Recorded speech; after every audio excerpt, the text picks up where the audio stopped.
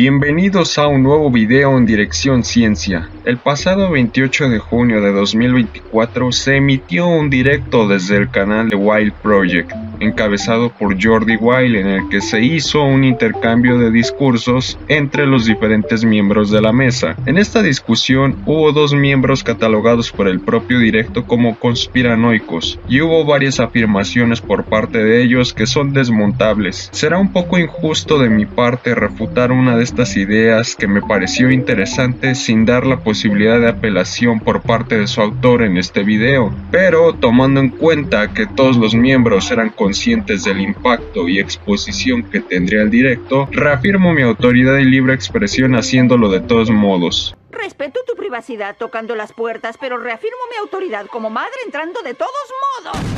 La idea es la siguiente. Pero cuando empecé a ver que había ingenieros, científicos, personas que en alta mar proyectaban durante kilómetros láseres y no se detectaba la curvatura. Por ejemplo, hay un general ya fallecido que es amigo ¿cómo os digo? Bueno, ahora no me acuerdo el nombre.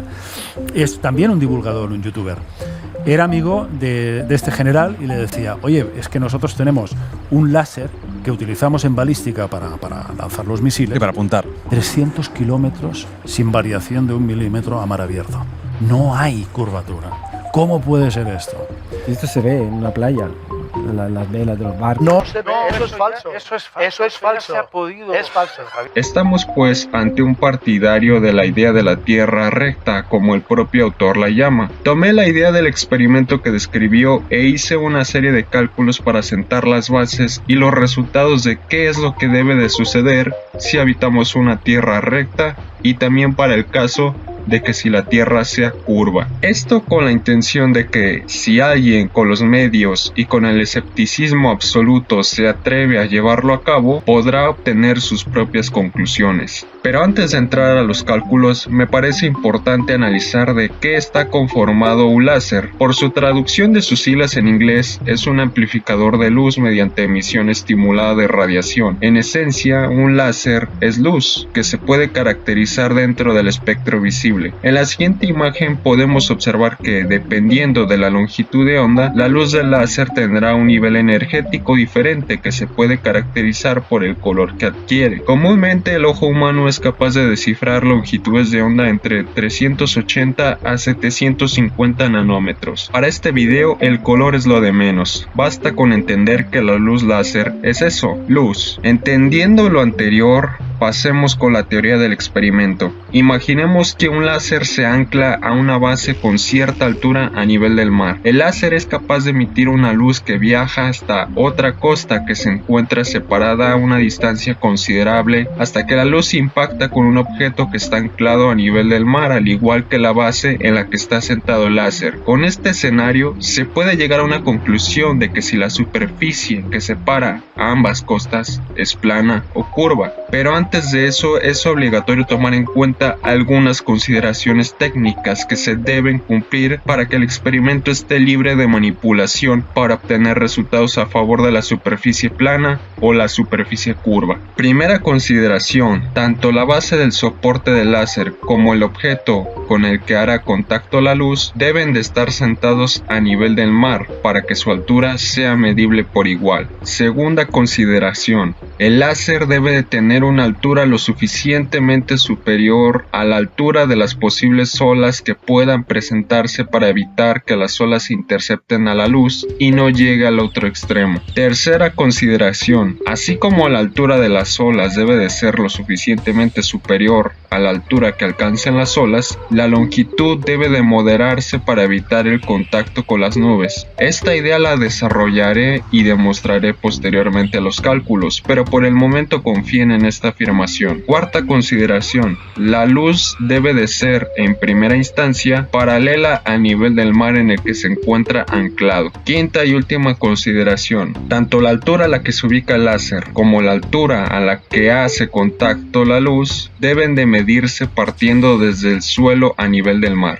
Ahora veamos qué es lo que se espera que suceda dependiendo si nos encontramos en una superficie plana o curva, utilizando la lógica y el sentido común. Comencemos por la superficie plana. Dado que ambas costas están ubicadas en una superficie plana, la altura a la que se encuentra el láser sería exactamente la misma altura a la que hace contacto con el objeto ubicado cruzando el mar, y la luz láser permanece paralela a la superficie en todo momento. Y eso sería todo por parte de la superficie plana. La cosa se pone interesante en la superficie curva. A diferencia de la superficie plana, la luz láser solo es paralela a la superficie durante cierta distancia, pero conforme se prolonga la curvatura se pierde esta propiedad a pesar de que la luz láser permanece horizontal en todo momento, como en el otro caso. Como observamos en el diagrama, existe una diferencia de alturas entre la altura a la que está sentado el láser y la altura a la que hace contacto. Podemos afirmar que la altura a la que hace contacto la luz es mayor que la altura a la que está ubicado el láser. Ahora sí, vamos a los cálculos. Como vimos, si nos encontramos en una superficie plana, la lógica nos dice que la altura del láser es igual a la altura a la que la luz hace contacto. Esto nos reduce el cálculo para la superficie plana como el que concluimos anteriormente, que es altura a la que se ubica el láser igual a la altura a la que hace contacto la luz. Pasemos ahora a los cálculos de la superficie curva. Para ello necesitaré nombrar algunas variables. Decidí usar L, R, H1 y H2. O sea, te han dicho H. No, yo no sé por...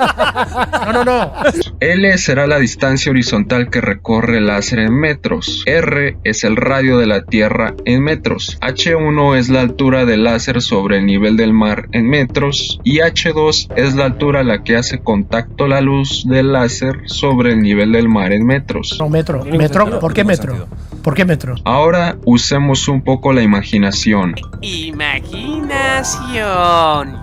¿Qué pasa si nos quedamos solo con los trazos del esquema del experimento en superficie curva? Con la inspiración adecuada, veremos que se forma un triángulo rectángulo. Este triángulo rectángulo tiene como uno de sus catetos la suma del radio de la Tierra y la altura del láser sobre el nivel del mar, que se escribe como R más H1. Otro cateto es la distancia horizontal o alcance del láser llamado L, y la hipotenusa es la suma del radio de la Tierra y la altura a la que hace contacto la luz del láser sobre el nivel del mar, que se escribe como R más H2. Además, podemos distinguir un ángulo que formarían el cateto R más H1 y la hipotenusa R más H2, que nombraremos alfa. Y para los curiosos, podríamos cuantificar también el arco que forma la separación del láser y el objeto con el que impacta la luz, que nombraremos como A. La siguiente pregunta es: ¿cuáles de estas variables serán incógnitas y cuáles serán valores que se podrían conocer o medir en caso de que se llegase a realizar el experimento? La primera variable conocida es H1, ya que se puede medir y controlar hasta cierto punto la altura a la que se sentaría el láser. El radio de la Tierra, llamado R, en realidad no sería una variable, sino que sería una constante,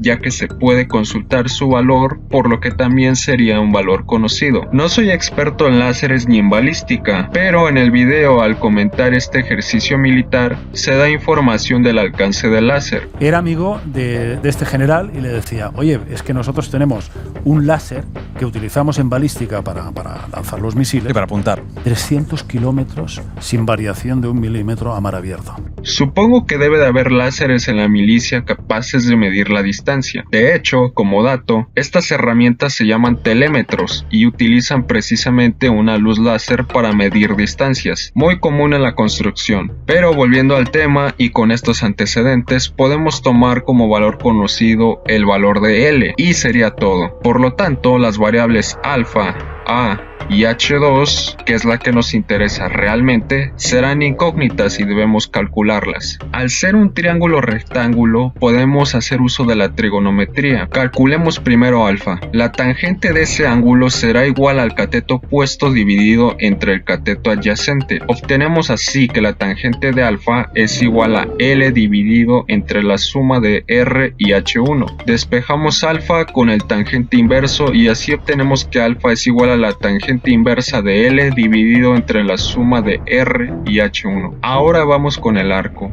el arco de un círculo se define como pi por diámetro multiplicado por la división del ángulo de apertura entre 360. El diámetro es a su vez 2 veces el radio. Entonces el arco sería igual a 2pi por el radio de la Tierra r multiplicado por alfa entre 360. Y como recién obtuvimos la ecuación que nos permite calcular alfa, podemos sustituirla en la ecuación obteniendo así la siguiente expresión. Sí, pero te sigue faltando la h. Finalmente, y el punto central que demostraría que la superficie es curva, para calcular h2 usamos la función coseno sobre el ángulo alfa. Sería entonces cateto adyacente dividido entre la hipotenusa. En nuestro caso sería la suma de r más h1 dividida entre la suma de r más h2. Despejamos entonces h2 y además, como hicimos con la ecuación del arco, sustituimos alfa por la expresión que nos permite calcularlo y así obtenemos una ecuación para calcular h2 que depende únicamente de las variables conocidas como el radio de la Tierra r, la altura del láser h1 y la distancia horizontal del láser l. Es importante recordar que de ser cierto el hecho de estar en una superficie curva, h2 será mayor a h1. Entonces, en resumen, si la superficie es plana, ya sea un alcance pequeño o considerablemente, las alturas h1 y h2 son iguales siempre. Lógicamente, lo interesante del experimento es ocupar distancias considerables de L. En cambio, si la superficie es curva,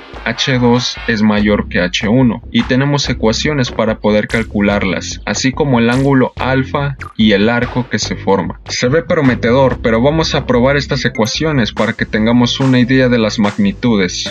En caso de una superficie plana, pues h1 y h2 son iguales independientemente del resto de variables y por esta razón no hay ninguna diferencia, que quizá es la idea que defendió el autor en el directo. 300 kilómetros sin variación de 1 milímetro a mar abierto. No hay curvatura. ¿Cómo puede ser esto?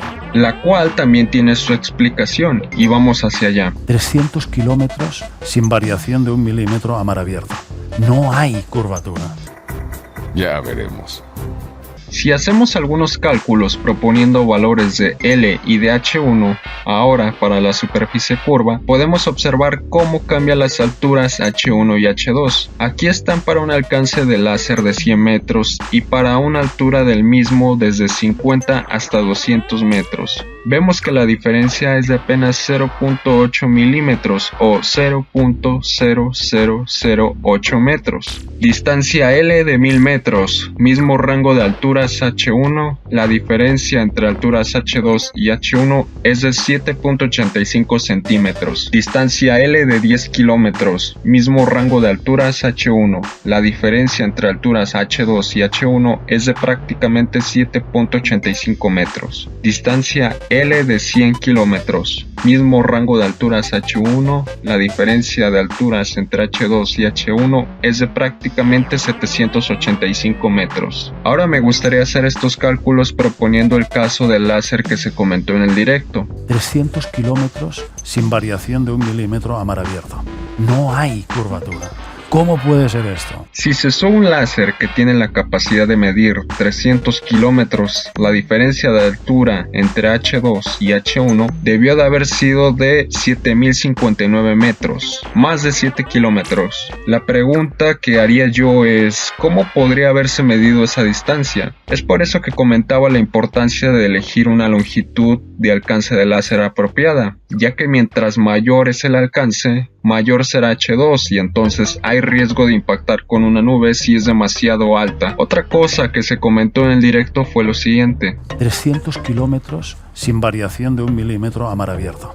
No hay curvatura. Al parecer se esperaba que el láser presentara una variación en su trayectoria para dar por hecho que hay una curvatura. Esto es congruente y comprensible para el caso de una superficie plana, pero ¿será así para una superficie curva? Como el video se está extendiendo, lo rebatiré rápidamente. Una de las aportaciones de la relatividad general de Einstein es poder calcular el ángulo de desviación de la luz al aproximarse al campo gravitatorio de planetas, estrellas o agujeros agujeros negros. Se hace con esta ecuación que toma en cuenta la constante de gravitación universal, la masa del planeta, estrella o agujero negro, la velocidad de la luz y la distancia de aproximación más cercana del rayo de luz al centro de masa, que comúnmente se toma como el radio del planeta, estrella o agujero negro. Está calculado que nuestro Sol es capaz de desviar la luz un ángulo de 1.75 arcosegundos y se calcula así tomando su masa y su radio. Esto nos da un resultado en radianes y para convertirlo a arcosegundos se usa la siguiente relación. Si usamos la misma ecuación pero ahora con la masa y el radio de la Tierra y convirtiendo los radianes a arcosegundos, obtenemos que el ángulo de desviación sería de 0.00057 arcosegundos. Esto nos demuestra que si un rayo de luz infinito se prolongara pasando por la Tierra, saldría directo al espacio prácticamente sin desviación. Dicho en otras palabras, la Tierra no tiene la masa ni el radio necesario para desviar la luz como la de un láser. Para terminar este video y como un mensaje a todos aquellos escépticos absolutos y con los medios necesarios, les propongo el siguiente experimento.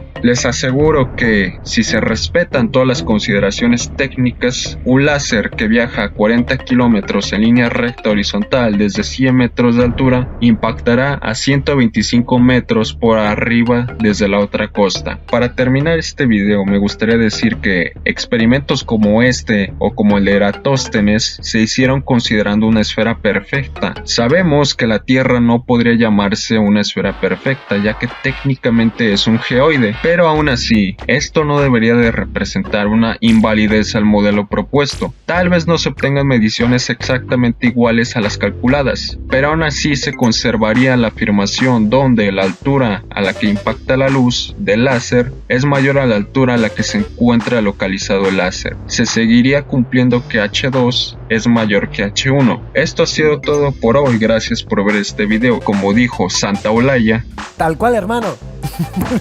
Tenía que hacerlo.